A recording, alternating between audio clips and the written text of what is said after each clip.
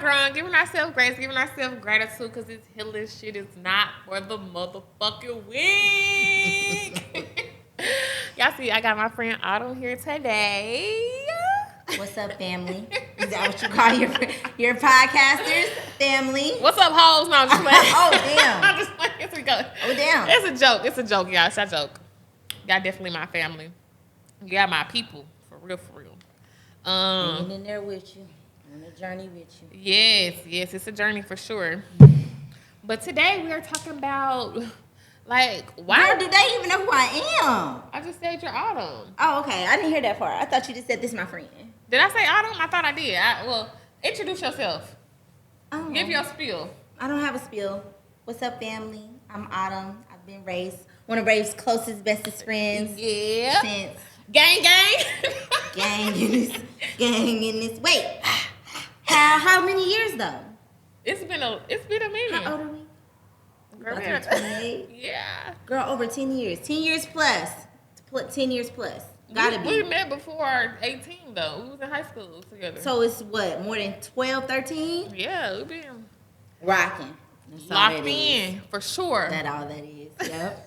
Go ahead. I'm sorry. She Now one- we can get back. She one of my friends that really know me. Like, you really know me. I do. You really know me. I do. What's something that you know about me that you think they don't know? You really sweet. You're a really sweet person. I think people, when they first meet you, they think you be thugging. I feel like you are. You are two different people, all wrapped in one. You definitely a thug.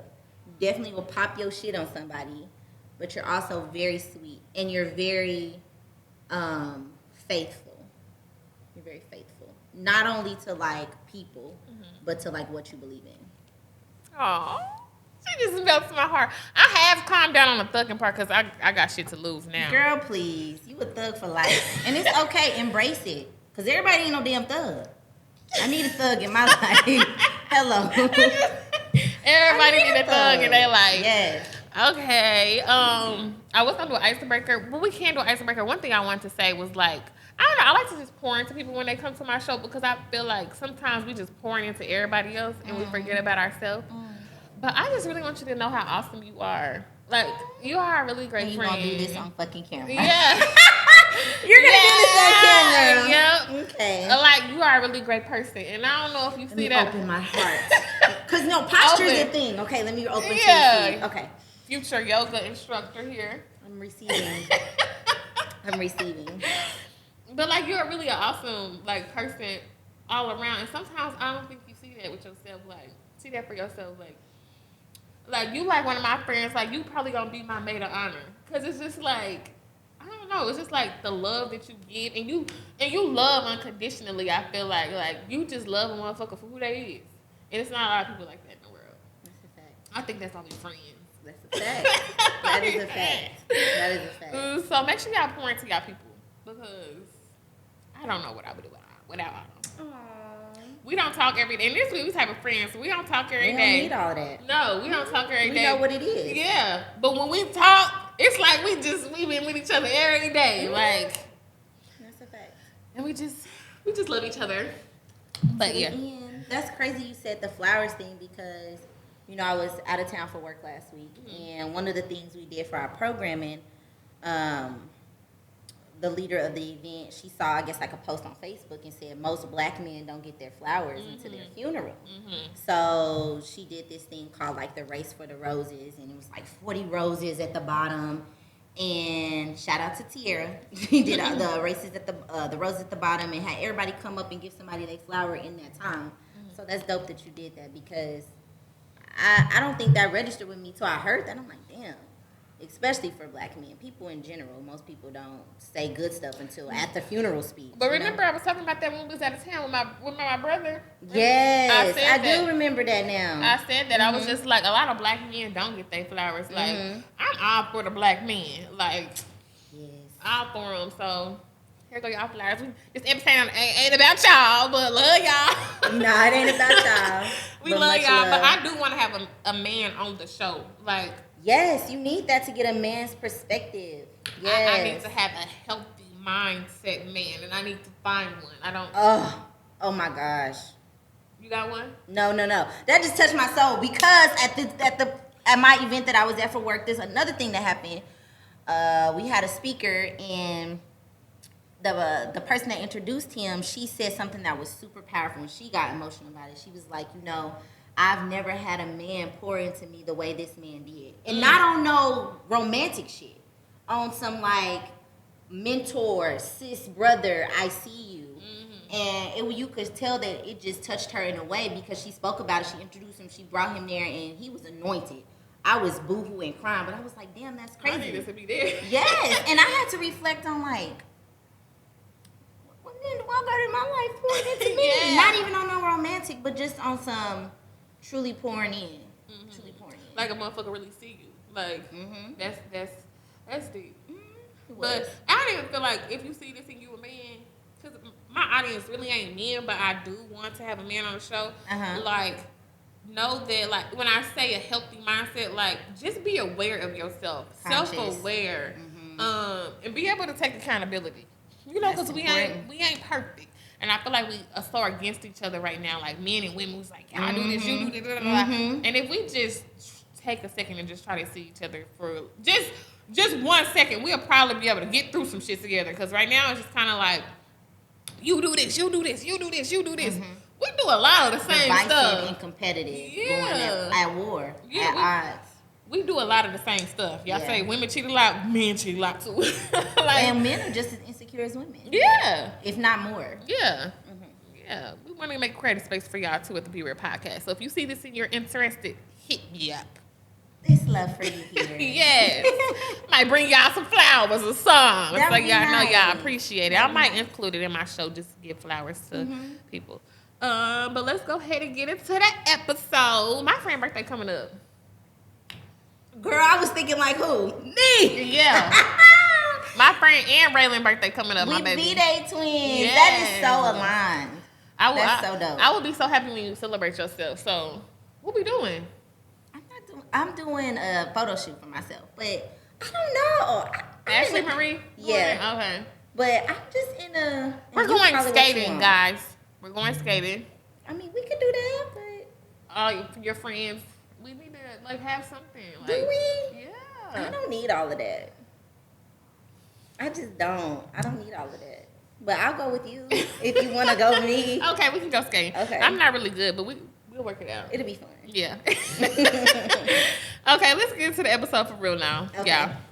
So it's I'm having an episode with Autumn, and it's in honor of my baby Raylan, because her birthday's coming up too, and she has. Whole ass mama. I'm a whole ass mama, like Wow. not for fake, for real. But she has molded me into the person that I am today, and I feel like a lot of times moms like really don't be knowing like you are great at what you do. Like we not perfect. We don't have this handbook on on everything we're supposed to do as a mom. And it's not one size fits all for every kid because every kid is different.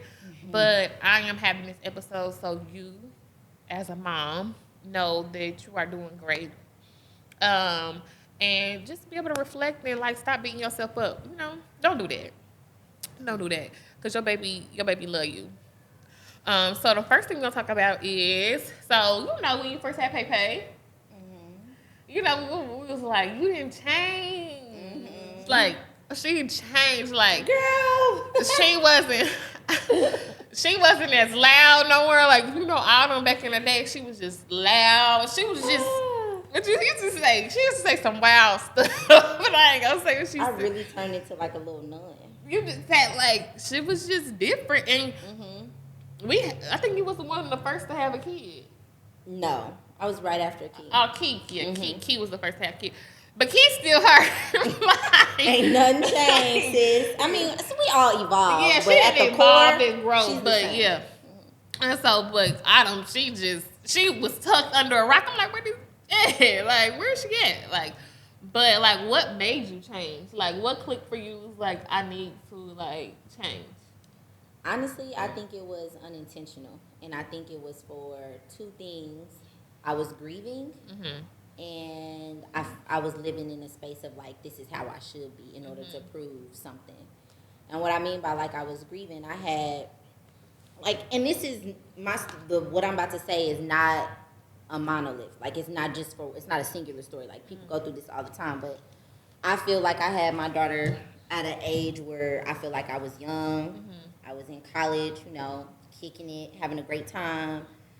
Got pregnant, ended up, coming home and just wanted to restart my life. So I guess to prepare to have a damn kid, And in that time, I felt like I lost so much of myself, of who I thought I was. And so I was really grieving. And that's why I just rolled up, I guess, into a shell of what my friends or people would think was a complete 360, but I was grieving. And then I thought, like, this is what parenting, this is what being a good mother should look like. You have to be in the house every day, all day, And it just took time for me to come up out of that. But that's what it was. It wasn't like this is how I want to be. No, it was what I retreated to, if that makes sense. No, when you said grieving, like, I feel like, I don't know, like, a lot of women probably go through that. Like, grief, that shit is real. I feel like that's in tandem with, like, postpartum depression. Yeah. At least that's what it was for me. Yeah, I kind of went through the same thing because it's like, I feel like you got a whole new identity and you don't know what that identity looks like. And then, like, you so responsible for another person. And it's just like, I know, like, with me, I was in a relationship at that time. So it was just kind of like, you want to get back to that person, but it's just like, I can't even really get back to who I was with you because I'm going through postpartum, and then, like, you're guilty, like, for that. I know I was guilty, like, I'm going through postpartum, like, I already had a baby for 9 months and went through that. Then after I had a baby, I'm going through postpartum, and, like, I don't really feel like he know how to deal with it because he's never been here before. Like, he's never dealt with this before, and so it's just, like, I didn't know what to do. I felt guilty, and I'm pretty sure he didn't know what to do, but it was just, like, I was just, like, I didn't know who I was. Like, I'm like, damn, I'm a whole-ass mama. And then you just, like, my life be life thing. It was just, like, it's definitely, like, a grief. Like, it's a grief. And I was, whew. It was But after the grief, like, do you feel like, I don't feel like you're the same person, but I feel like you're improved. Yeah. Like, are you happy, like, that you went through that? Like, now that you go back on it, like, that process was something that you needed, or, like, no? I'm learning to be happy. Yeah.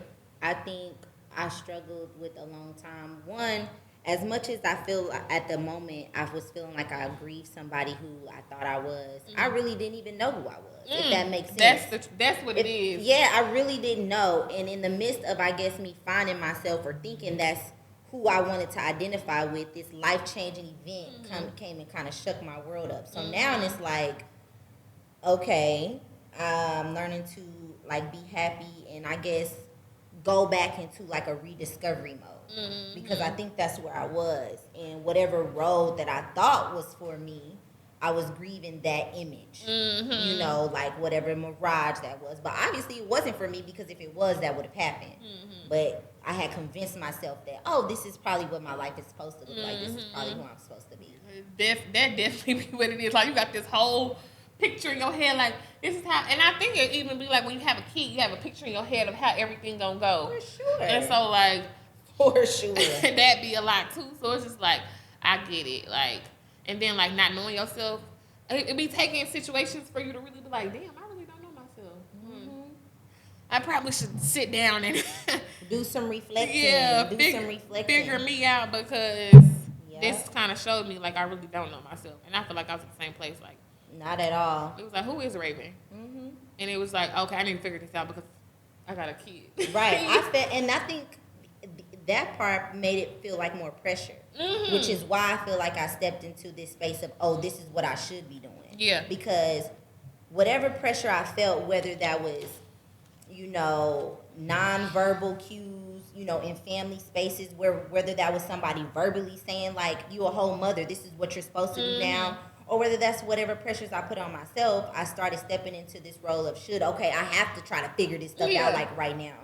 And I was saying to a family member the other day that, my next kid is going to get a so different me. Because my first baby, and I feel so bad for her a lot of times, she's getting me in survival mode. Like, she's getting me in this space of, like, rawness. And, of course, that's going to be, like, a good thing for her in the future, but it's also going to be a hell of pitfalls to that because we had a time. We've been having a time. We've been having a time together. So I'm just like, that's what sucks. And I wish that not necessarily that it could be done differently, but that I would have just had a clue of like, damn, like this is what it's gonna look like yeah. for me. You know what I'm saying? So I could have been prepared, but I don't know how much you can prepare for life. Yeah, it's like you healing with them, and it's like yes, but for sure. Like on the positive side, like she'll see like ain't nobody perfect because she gonna have her own stuff that she go through, right? And then she'll be like, dang, my mom's human, so like that's the hope. Yeah, that's the hope. She will. I mean, she gonna get to that stage, but what I also have been realizing is one of the things that I'm most grateful for is having a daughter has taught me so much more about my mother. Mm-hmm. You know what I'm saying? I understand her to another depth than I did before. Me and my mom was constantly at odds. You know, we both was. We used to stay behind. We used to stay in Parade Park behind each other. Girl. I remember Autumn had moved into my house. Literally trying to get away from my mom. Yeah, I feel like we used to all have little stuff because I ran away one time.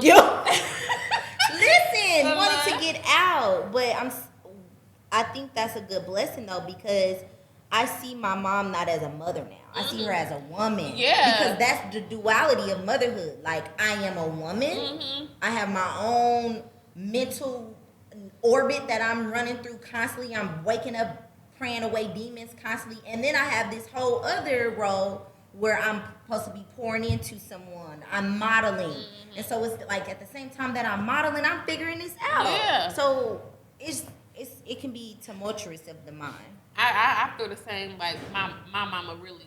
Now that I have my own kid and I've grown and I'm more self-aware, like it's like, dang, I really appreciate you because I know we done went through some stuff together. For sure. And you didn't stuck it out with me, like you didn't stuck it out with me through some stuff. So it's just like it do like make me look like, dang, you just human.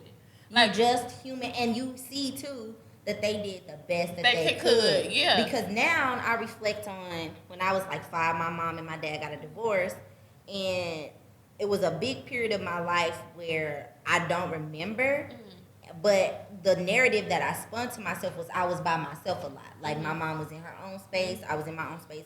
But when I reflect on that now from the view as not a child, but as a woman, she was healing. She had just got her heart, you know, it's the exact same thing that I went through. Like, you think something's going to be one way and it's not. Now you got to figure out how to navigate this world financially by yourself. Literally, by yourself. Yeah. You know what I'm saying? Then you got to navigate this kid asking questions, wanting your attention 24/7. And then society and they. Yeah, so I just see it so different. Be doing. For sure. Yeah. Oh, but I was going to ask about a mom, like, having to go through a heartbreak and still be a mama. That, I think that's hard. It's so hard. It's so hard. And I thought about that when you were talking about your mama. Like, her heart was literally, I don't know, but usually if you go through a divorce, usually your heart is breaking. For sure. And it's like. You in crumbles. Mentally, physically. And then I still have to get up every day. Go to work. And show up for this kid. It's like, do y'all know how much energy that usually takes? Like, that takes a lot out of a person just to be like, and I feel like as a black woman, it'll be like that. You be having that belief, like, I'm a strong black woman and I gotta put on that face and be okay, but I'm not okay. And I feel like that's something that we gotta embrace as women, even as moms. Like, when we're not okay, listen to yourself, listen to your body, listen to how you feel, because your kids can feel that and figure out what you can do when you're not okay. Some people don't have a support system, but if you do have a support system, reach out to the support system and see if they can get your kid, even if it's for only a couple of hours. Try to do something to where, like, you can just regroup. Because a couple of hours, it's not a lot, but it may help.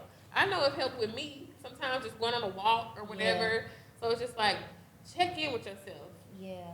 I would even say, too, like, everybody's circumstances is different, but sometimes you may not be able to leave. And one of the things that I saw on social media, and I tried it before, was if you were in a space where like you overwhelmed, just of everything of life, and you with your kid, you can cry with them.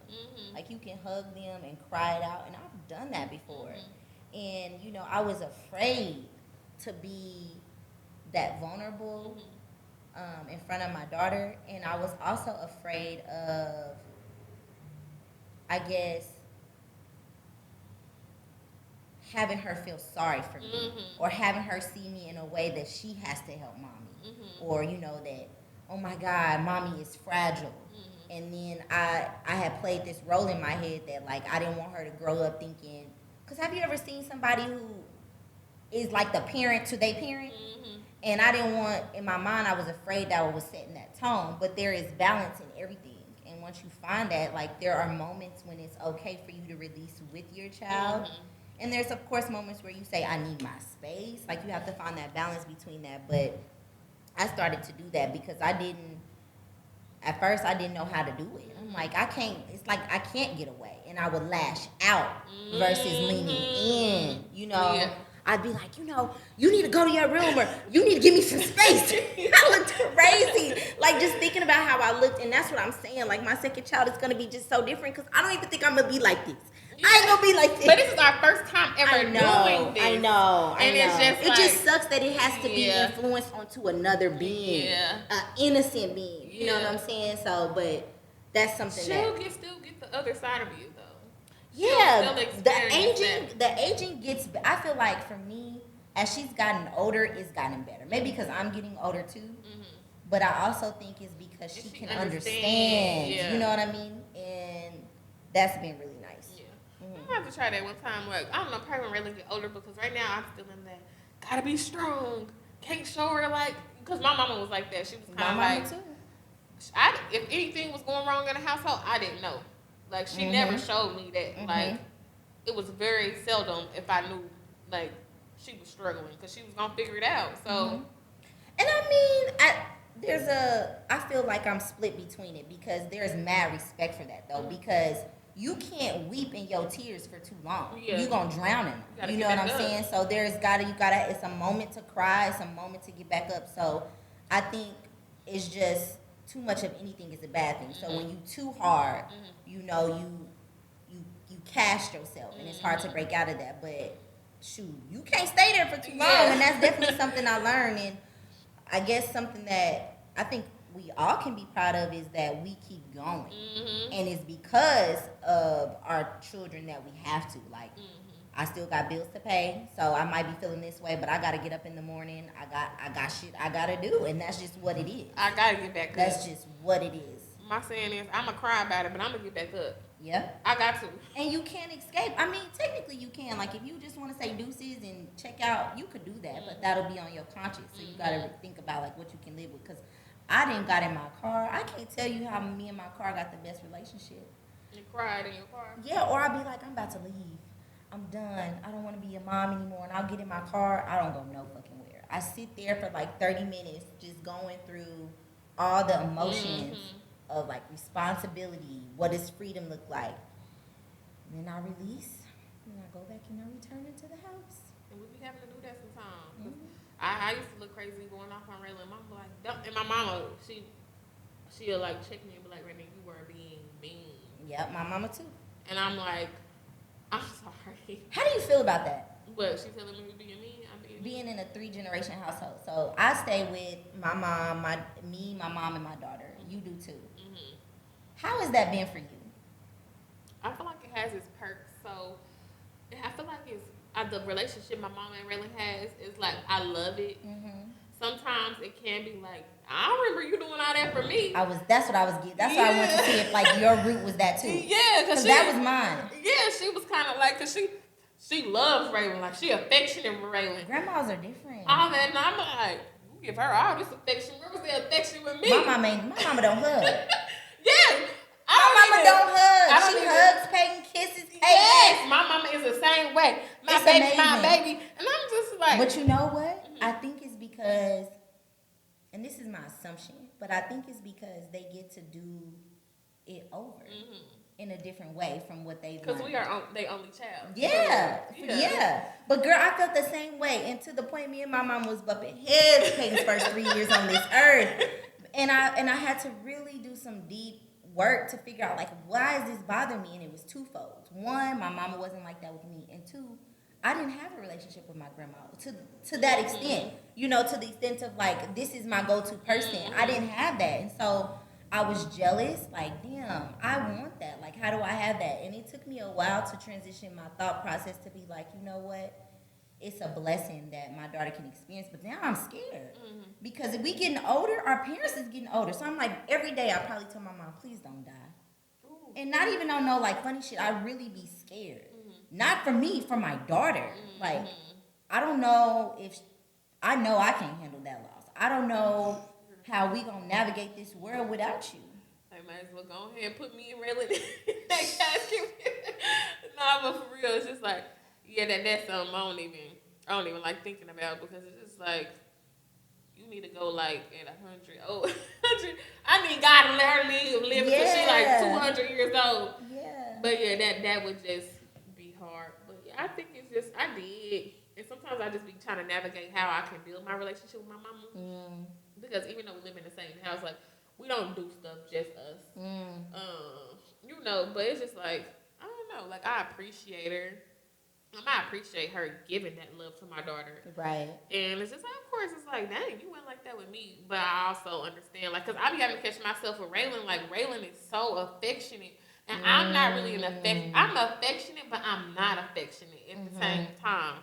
And, like, she just will be on you. Peyton is very affectionate as well. Yeah, she just be on me. And it's just sometimes I'll be like, come on. It's a lot. And now you see how your mama was. Yeah. And that's so weird. I swear, I'm learning more about, and I don't know like if you believe in this or not, but I don't even want to call it karmic, but I think life will teach you how you treat others. Or how you will have a moment where you will live somebody else's experience of how they've experienced you. You will live that. So, like, with my mom and me feeling like, oh, my mama don't hug me or whatever, now that I have a daughter, I have those moments. I'm like, damn, this is how my mama feels. This is how my mama feels. Or those narratives that I spun myself, like, oh, my mama never wanted to hang out with me. No, she needed space. Yeah. Because she had her own mental to get together. And I'm learning that through me living it. So that's just crazy how life will really... Life will teach you. It will show you. Don't nobody else life gonna teach you. You live a little. Yeah. Keep living. But it was like, dang, now I can learn and grow. And now, like, that's why I create spaces like this, because it's like, we're all human. Like, we're all imperfect. And if I would have known this a little, like, a little before, I would have appreciated my mama way more. I would have understood you think so? her. Like, if I had this mindset I have now. How would you have it, though, without having a daughter? That's what I'm saying. We can help. Like, I'm having this conversation so people can understand. Okay. Like, maybe give you a different perspective. You know, because we have went through it. Yeah. You know? But we have great mothers, but they're just human, and that's just it. Like, we are human. Like, we are them all over again. We just have our own ways, and now we just understand them more. It's crazy. Yeah, it's really crazy. It's really crazy. Now I'm thinking like, dang, let me make sure I give my baby a hug when I see her, and I pick her up from school today. And I just be like, I don't know, I'm affectionate, but I'm not. I'm working on that though. I'm working on it. What's something that makes you sensitive about your child? Like, I don't play this. Like, probably when it comes to like things that are academic wise, and I think that's because, you know, I think a lot of moms can attest to this. If your child is perceived to be failing in a certain area, you take that on as I failed. And you know, my daughter wasn't confident in reading because we would read every night together, and I was so hard on her. Like, I know you can do it. And I'm talking to her like she's a older person. I'm not realizing them. I'm talking to a 5-year-old, 6-year-old. I'm like, I know you can do this. Stop playing around. Like, read this. And, you know, she shelled up on me. And it made her so not confident, like stuttering and all that. And that's not even her natural flow. So I think I got really sensitive behind that because I took that on as like, damn, I'm failing her in some way. So I'm really sensitive about like her educational growth. And if it's not, I guess, to the standards that I want, and that's something I'm trying to teach myself. How do I let go and surrender to that? Because, you know, your child is not necessarily going to be who you idolize them to be. So, I guess all parents want an A student. That all parents want the teacher to come to you and be like, "Oh, your child is gifted. They're going to be accepted into the gifted program. You're going to have an Albert Einstein, a Hidden Figures, and but that's just not the case. So, I think to help me navigate that sensitivity, I've tried to be more observant of things that she is good at or things that she actually likes to do. And okay, how can I be a cheerleader for that? And I think another thing that I'm really sensitive about, and this is truly driven by ego, and it's going to take some work to get through it. I'm truly sensitive about somebody replacing my role. And I think we can understand that a little bit because we co-parent. That's the language we want to use. And it's very sensitive for me, and it's just the ego thing because I do know no matter what, I'm her mom. Like that doesn't change. And if somebody does step in and plays a maternal role, that's a blessing unto my child because that's a part of the village. But I'm also sensitive about my shit. You know what I mean? Like I'm sensitive about the energy that I've put in. I'm sensitive about the relationship that I have built with my daughter because I value it so much because sometimes I feel like she's the only person that sees me. Shit, because I'm with her all the time. Yeah. You know what I'm saying? So. And you birthed her. And she grew you for 9 months. And however long she was inside. So, no, I definitely get that. Like, but I've grown from that area. Of course, at first, it was kind of like. And then, like, I think you become more confident in that area when you actually know the person, but it still can be like I still have boundaries in that area. Like if she ever was like, "Oh, I want to call her mom," I'm like, "Ooh." You would tense up for sure, and then you have to process that. Like, what you? I know, but that's all ego, though. Ain't that crazy? I know. But so what are you sensitive about? Education is mine too. Like not education, but I deal with this a lot. There was certain parties that I had to deal with that didn't feel like my daughter was as advanced as they thought she should have, or she wasn't doing certain things at a certain milestone. And I took it personal, like, what can I do better? Like, it's my fault, And I think sometimes I can be hard on her. But I kind of did the same thing. I kind of learned, like, what tools do I need to get to help my child? Yeah. Like, I don't really know how. I've never done this. Like, I'm not a teacher. Like, all I'm trying to do, I'm really trying to parent. I'm trying to help her. Do 5 other roles. Yeah. And so I looked into getting her evaluated. And then I got her speech therapy services. And so they helped me understand, like, just repeat everything you're saying. Or just, like, I don't know, like, they just helped me. Like, play with her more and say the stuff, And then I had read a book, too, because I was just so insecure about it. And I'm like, I need to educate myself on it. There's power in that because you surrendered. Yeah. That has been the biggest lesson in this season that I'm in is surrendering. Because just like you went and you did research, and I can assume that when you got that speech therapist, it was a relief. Yeah. Like a burden off of you. And I'm going to tell you how I know. Because when I was saying that, Peyton wasn't confident or whatever, and I felt like, oh my God, this is something else I have to do. Yeah. This is something else I got to excel at. I got to prove. And, the reality is, this is the reality. You can put your mind to whatever. But my reality, and this is a hard truth, I didn't want to put my energy towards that. Because I'm so focused on like healing as a woman, and that takes so much out of me. Like I'm fighting so much for my mental every day, but that's also that superhero syndrome. Like you gotta be everything. So when my mom said to me, and usually I bucket my mom because anytime she says something to me, I'm thinking it's like a dagger. Like, damn, don't you see me doing 5 other things? Of course I'm gonna fall short, but I don't. This was just an alignment in God's timing because when she stepped to me and she said, "You know what? We should get her a tutor." I said, I almost cried because I said, "You know what? You're right." Yeah. And I felt so relieved, and then everything aligned from there. My mom knew someone who's this great Black educator, and is now tutoring Peyton. And every time I see the woman, I'm so with joy because I'm like, I know that I couldn't do this like you did. Yeah. And now my baby can fully be loved and embraced, and she can be empowered and encouraged. And that's not something that I always have to be the sole provider of. You know what? Because like you said, we human. Like the sole provider of everything to me is God. So outside of that, I'm going to fall short. Every time I'm going to fall short. And I hope you guys know. So, but you can actually strengthen the things that you're good at. Yes. Instead of trying to learn something new. And it's like, you know, when you learn something new, it's trial and error. And that's not your sole role. Like you said, for me, I am, you know, I'm the financial provider, I'm the cooker, I am a woman, I'm a mother, I'm a daughter, I'm a niece. You know, there's all these different relationships and engagements that we have in life and roles that we play.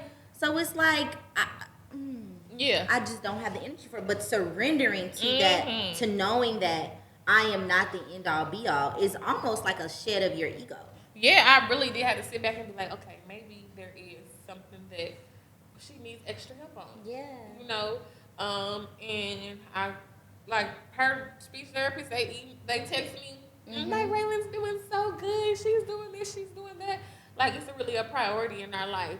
I even feel good with the school she goes to. Like, my baby had this bilingual daycare. Like, but even being able to provide that for her, like, I have the finances to provide this for you, like, provide you with the best education. Right. And I feel like our parents wanted us for that for us, and so that's something. Education hoarder, and I understand because, especially I think in like minority communities, you know, a lot of leaders are educated backgrounds, and they feel like education is liberation. I think it can be. But I think that's one of the shoulds that I've had to break out my mode. I am not a huge education goer. Like, I love learning, but in the sense of learning for thyself, not for learning for an accolade or for an achievement. That comes with it if you're strong in it. Like, if you're strong in reading, you're gonna get an accolade for that. But the curiosity and the wonder of learning for yourself. Like, when you read that book, you learned for the curiosity of you. You know what I'm saying? And yes, it may have also been a twofold, like, I got this insecurity, let me read up on it. But then after that, you got empowered by what you learned. So I'm not like she needs to go to this. And I was at a point where I was going to pay to go to private school.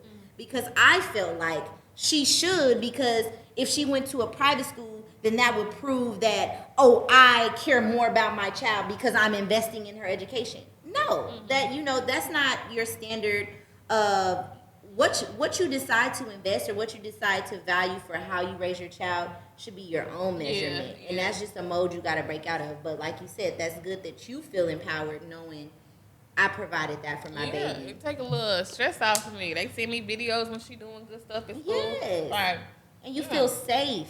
You feel safe knowing, like, somebody's got me. And they got my baby. Like, even when is you? Yeah, they be paying attention to her. They call me like, Raylan's not herself today. And I'm like, well, what's going on?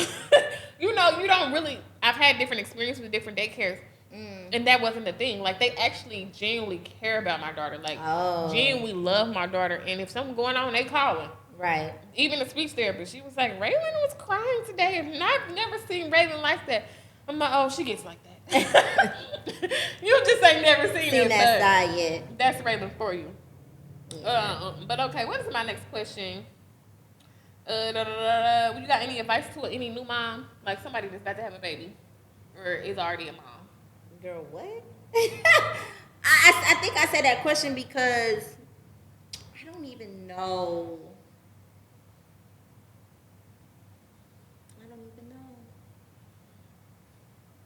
Somebody that's about to be a new mom. I'll go first. Yeah, because stuff I'm thinking of is like really cliche. And then I guess too, what popped in my head is like, you know, when somebody passes, people come up to you and say, my condolences. My heart is with you. I'm praying for you. And the words are nice, but for that person in that moment, they're not meaning anything. It's not till they kind of come up out of that they're able to receive that. So that's kind of what I think of, like when you give advice to a new mom. They you in the haze of just all that comes with being pregnant, all that comes with being pregnant and dealing with someone else. Like if you're in a relationship or if you're not in a relationship, all of that. You know what I'm saying? So you go first, and then maybe the spirit will speak to me. I just think don't try to be perfect. Like embrace, like, and just check in with yourself. Like I feel like it's good to like, even after you have a kid. I wish I would have checked in more with myself. Like instead of just go go go go go. Like check in and be like, how am I doing? Like where am I mentally? And why? Like try to do more reflective work. Yeah, reflective, because it's a lot of change going on, and change is never easy. Like we always, a lot of times we don't understand why, and if you understand why, it comes with resistance. But embrace it. Like beauty comes out of it, and love on your baby. Like a lot of people be like, you spoiling her, you spoiling her, you spoiling her. I feel like it's good to have a happy medium, but I'd rather my baby know she loved than not feel loved. Like my baby know she loved. Like so, love on them. Embrace that time. My baby about to be 3. It goes by fast. Yeah, and I'm just like, damn. I told her to go get her bed last night, and she actually went. That's a beautiful thing. It's just like that's a beautiful thing. And she stayed in her bed and she went to sleep. Like I kind of woke up a little sad because I'm like, shit, I'm used to having to force you to have to get out of my bed, but you actually went into your bed and you stayed in your bed.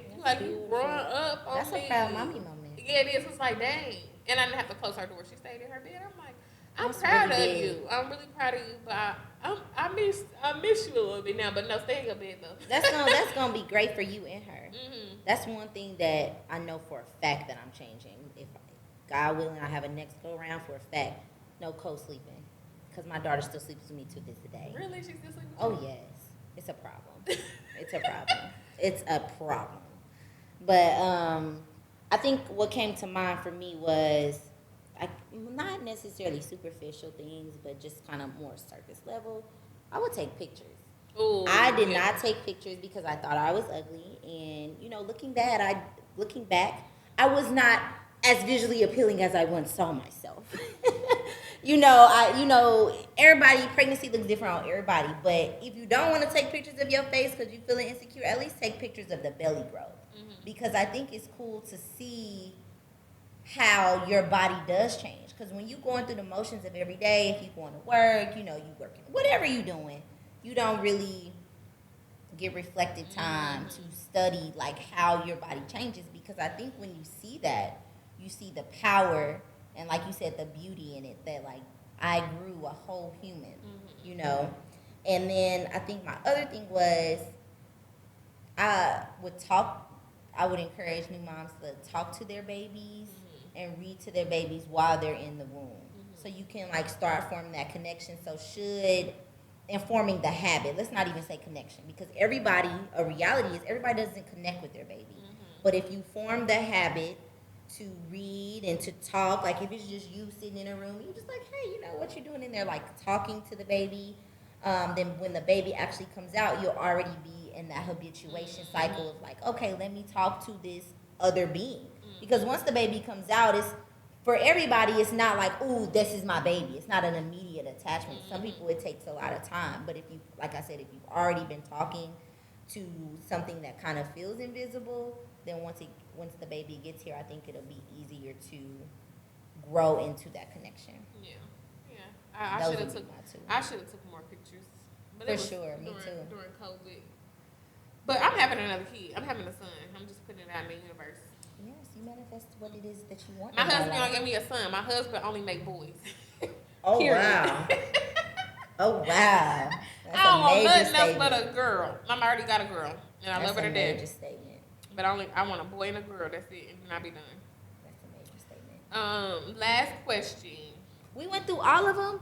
I feel like you had one that you asked me. You go ahead.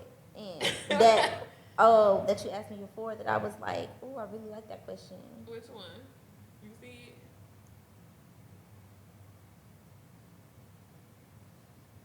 Because I was gonna ask you, what do you do great as a mom? That's not the one. No, but I'll answer that too. Something that I do great as a mom. Was it what do you do for you to make sure you show up as a great mom? I guess that's kind of like the same. Like the same. What does your self-talk look like? Oh, I didn't. Was it that one? What does your self-talk look like? I think maybe it was that one. Maybe. But now I don't remember what I was gonna say. But that's okay. Now I'm trying to think about what do I do that makes me feel like a great mom. Is that what you said? Mm-hmm. What do you do great as a mom? Yeah.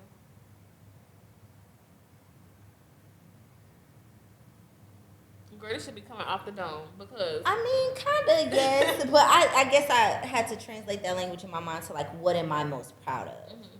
And I think the first thing is that my daughter has the idea of God. Mm-hmm. So like we go to church, and not saying that that's like the standard for knowing God, but I do think for children that's a great way to ideate that concept, because God is such a theoretical concept. If you're not grown to be able to fully be in tune, you know what? But as a kid, I think that type of structure provides it. But to have this concept of God and have her use that in like casual conversations of like, you know, kids say the simplest, most brightest stuff. I said something to her one day. She was like, "But God loves you," or something like that. I'm like, "You're right. You're right. You're right.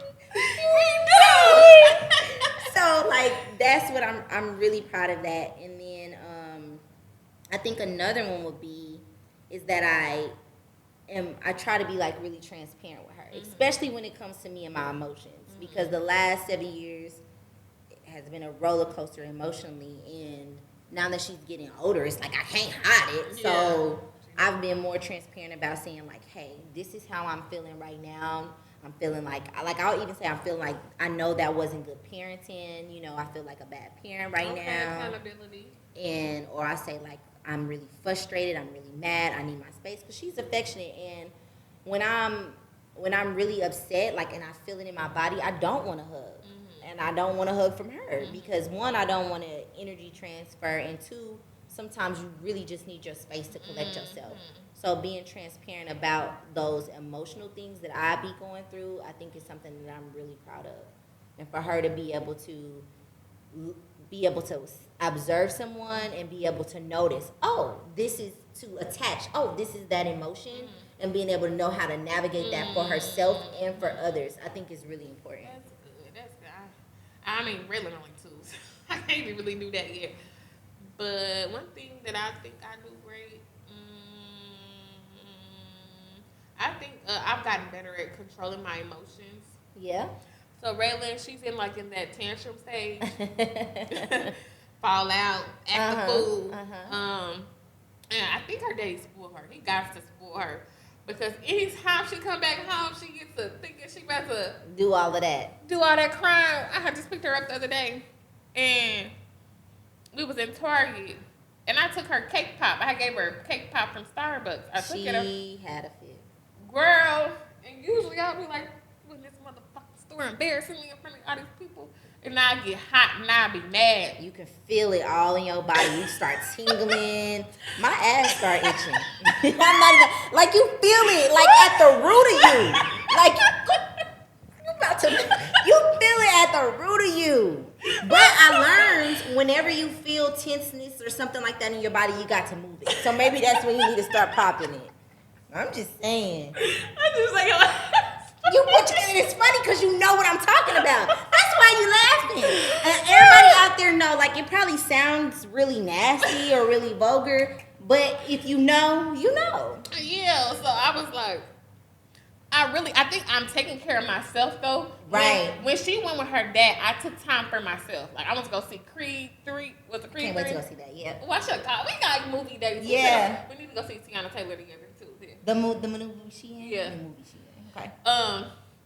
I just poured back into myself. I was around family. I was around friends. And so when I got back with her, like, you were refreshed. I was refreshed. Rejuvenated. So, yeah. Like, so I had a full cup. So when she did all that, she screamed and hollered at Target. And she had the patience.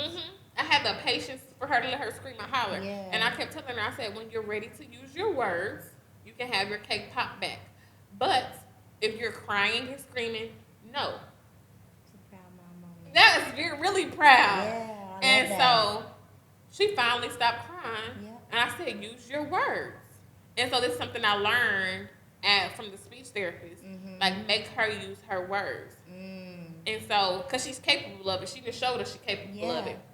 And she said, I want cake. Aww. And I said, okay, here. And we went on about our day.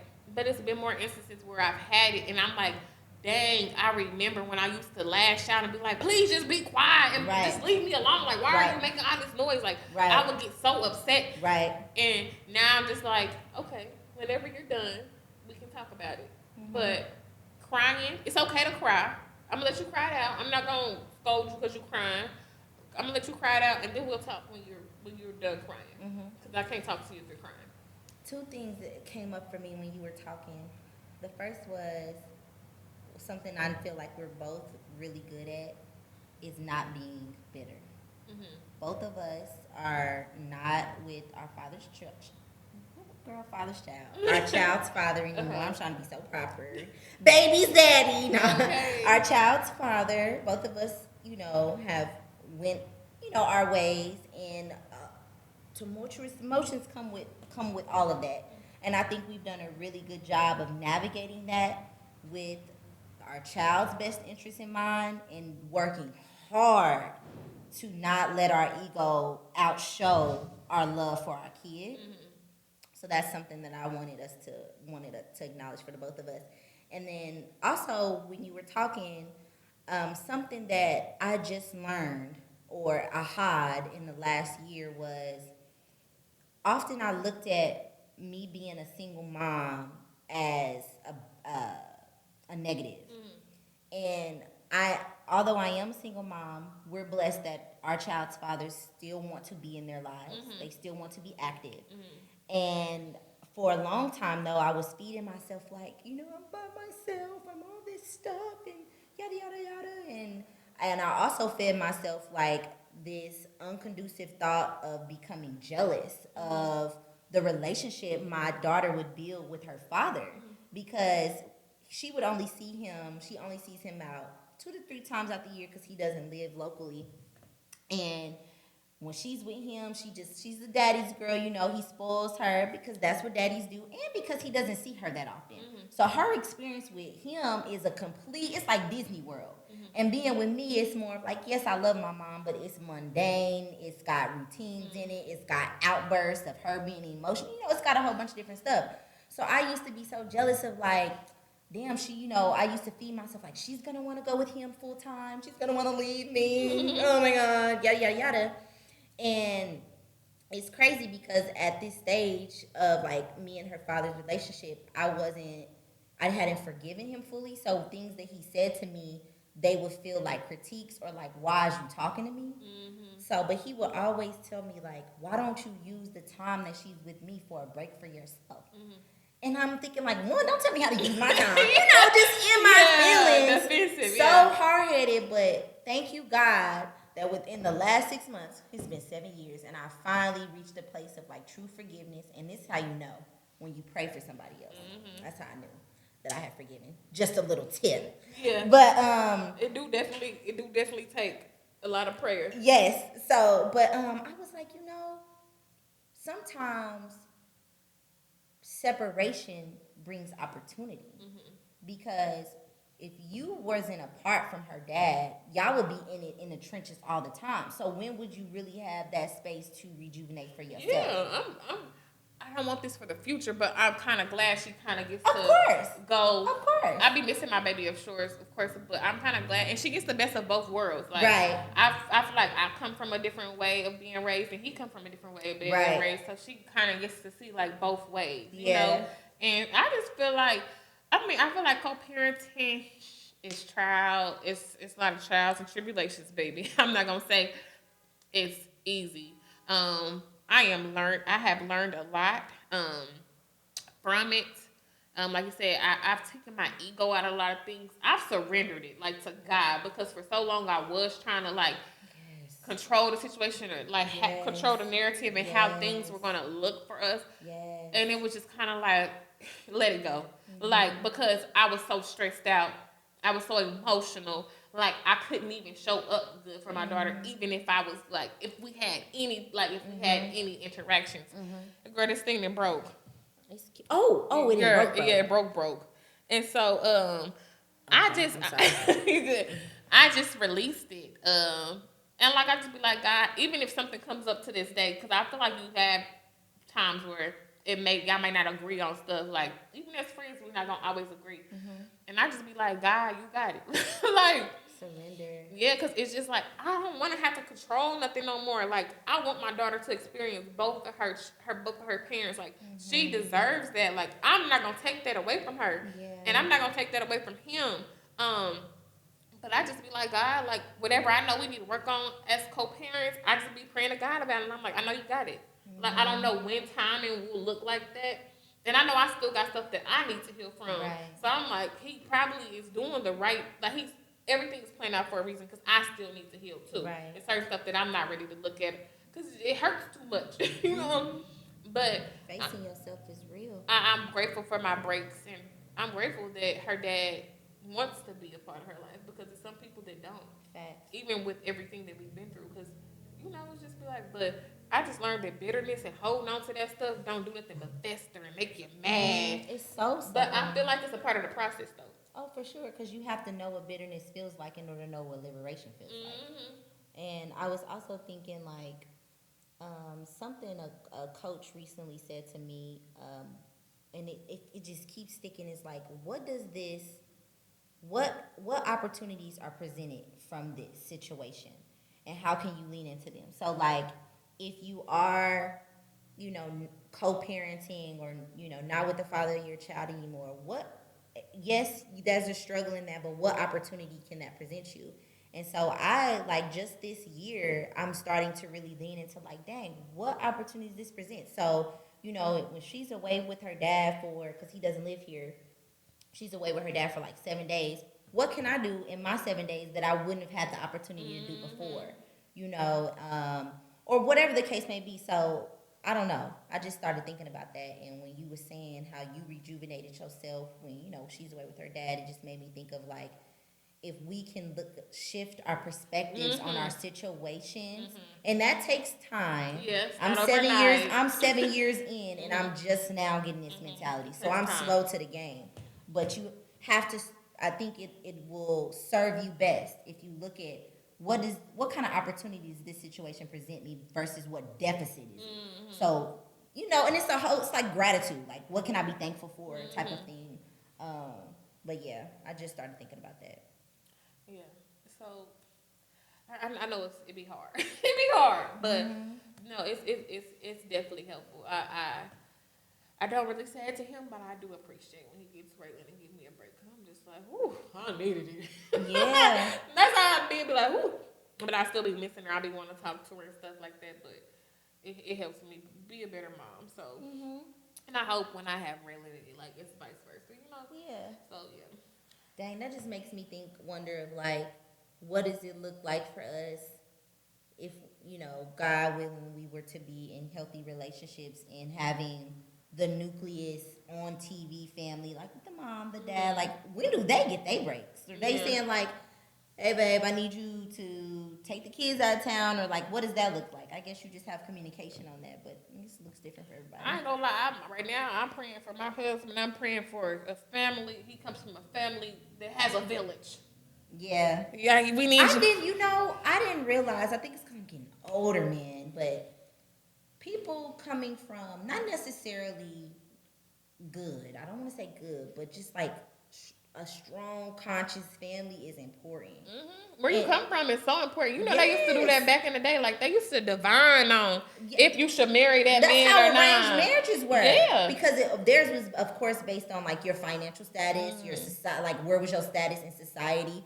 Because their mindset was all about, how do I position my child for the best success in their future and their children and stuff like that. But, yeah, and I'm not saying people gotta have goody two shoes relationship with their family members, but I need you to be conscious enough to know why it went wrong, and I need you also need to be conscious to know what that timeline is gonna look like for healing. You know what I'm saying? Yeah, you gotta be willing to do that restoration. work. But I do want a man to come from a good family because I love family. Like family is a value of mine. So, yeah, it is. So it's just like. I hope your family cool. You got a grandma, great grandma, auntie that like to babysit because look, we're gonna need a break. And if we married, we ain't gonna never get no break. So basically, or I mean, we're gonna be rich enough to get a nanny, but it would be to feel better if it's somebody that I know for sure loves my child. But for sure, yeah, we're gonna wrap up this episode. It was great. I feel like we had a good conversation. Yeah, I don't want it to be over because I could talk all day. What'd you say? No, you are very deep and you definitely give different perspectives. So that's why I wanted to have you on the show. Yay!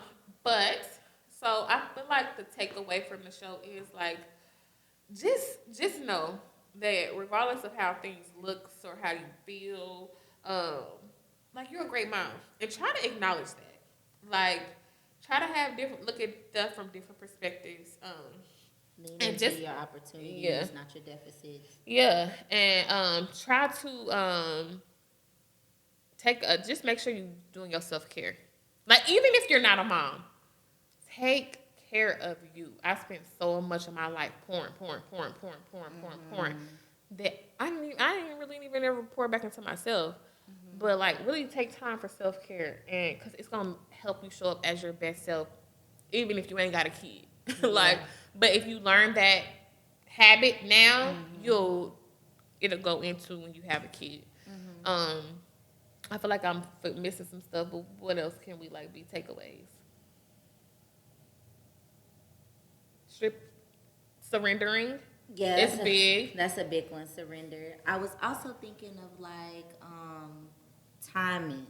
So I am starting to believe in timing, really, and everything comes in season. So there will be a season for you to hibernate, and that may look like your recovery from having a baby. That may look like you may not be out with your people like you want to because your body is recovering. So your body will almost tell you the cadence of what you need to be doing in that season. So I think that's important to acknowledge. Like, hey, this just ain't my time yet.